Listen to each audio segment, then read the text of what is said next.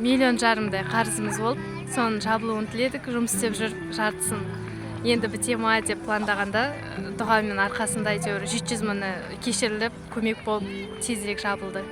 Сол дұғамыз қабыл болды.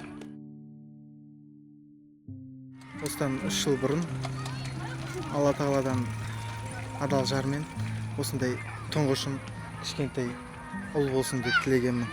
Сол дұғам көп ұзамай орындалды. Бүгін мен сонша күткен тестімнен 168 балл алдым. Мен ОБТ-дан жоғары балл тіледім, 126 алдым сол мен. Мен інімнің шыропасы жоғалып қалды. Сол дұға айтып бердім, сразу табылып қалды. Аллахтан құс сұрадым, 2 сұлу қызым бар. Менің қабыл болған дұғам 10 рет тахажжуд намазын оқып, өзімнің қалаған Нұр Мүбарак университетіне грантқа түскен болатын.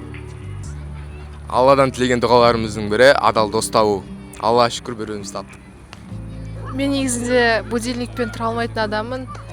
Будильниксіз тұра алмайтын адаммын. Именно важный күндері Алла тағаладан ұйықтайын деп жатқанда тілейтін болғанмын. Мысалы мен 8-де тұрғыз деп, и вот сол кезде именно 8-де, дәл 8-де 0-де тұратын болғанмын. Именно Алла тағаланың дұғасымен. Вот, даже будильник тұрғыза алмайды.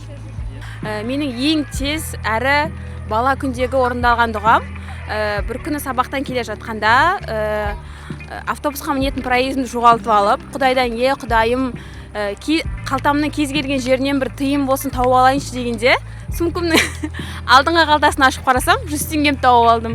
Сол кезде, Құдай, шүкір сіздің барыңызға деп, өзімнің шүкіршілігіммен рахметімді айтқам. Жаңағы ата-анамды бір қыдыртсам ба деген бір тілегім болды. Ол кісілерге жаңағы ел көрсетіп, шел көрсетіп дегендей.